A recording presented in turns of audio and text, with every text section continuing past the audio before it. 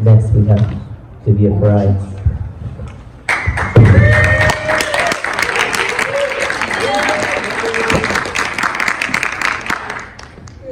Looking at the 2019 strike, because we just had a strike, many of us here were on the lines, and it's a good time to reflect on what worked then, what were some of the strengths, and what were some of the challenges. So the strengths, and I'm going to try to break this down into 3 sections. So like the lead up to the strike, which means the school year going into the strike, which was about 6 months until the strike was in February, then during the strike, and then after the strike. So in the lead up to the strike, we saw some incredible bottom-up member participation that really pushed forward the energy.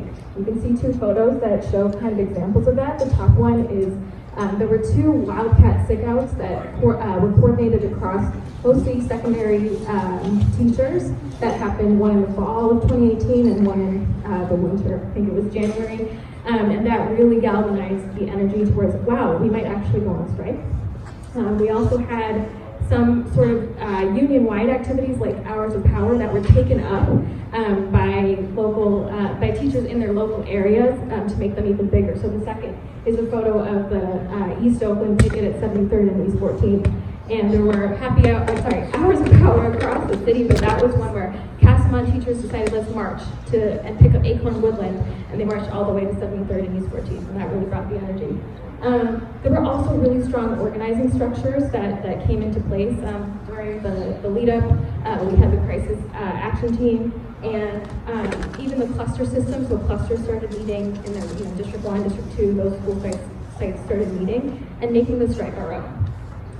So those are some examples of what was really strong. At the same time, in the lead up to the strike, we had a lot of challenges. We started the school year with only 30% of school sites were able to return a petition saying they agreed with the demands of the strike.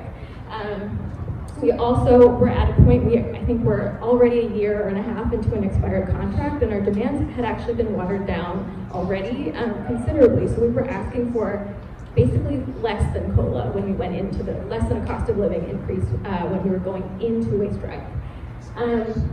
And then we also had little coordination, at least on the ground at school sites, happening with our coworkers, our classified coworkers who work in the same schools, work with the same students, but have a different contract. And so there was not a lot done ahead of time to coordinate. During the actual strike, it was beautiful. Most of you were probably there. We had really strong on the line. Sounds like it was the same in '96. There was a lot of bottom-up stuff happening. I worked at Havensport at the time, and we had our little Havensport rank and file that would meet regularly and do special things in our little neighborhood.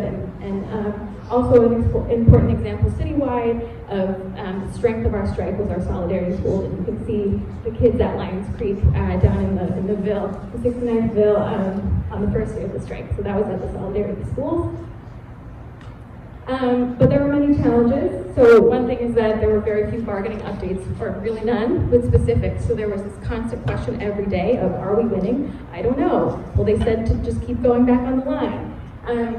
And really the crux of that was that there wasn't a clear system for democratic decision making. So that means, in the first place, how is the rank and file going to talk about, do we think this proposal is good enough? Do we think we should continue to strike? We don't have a mechanism for talking about that. It leaves those questions are to be decided by who? And it also leaves open the question of how are we going to escalate? So we found out during the strike that maybe the district doesn't care that much if the kids don't go to school and the teachers don't work.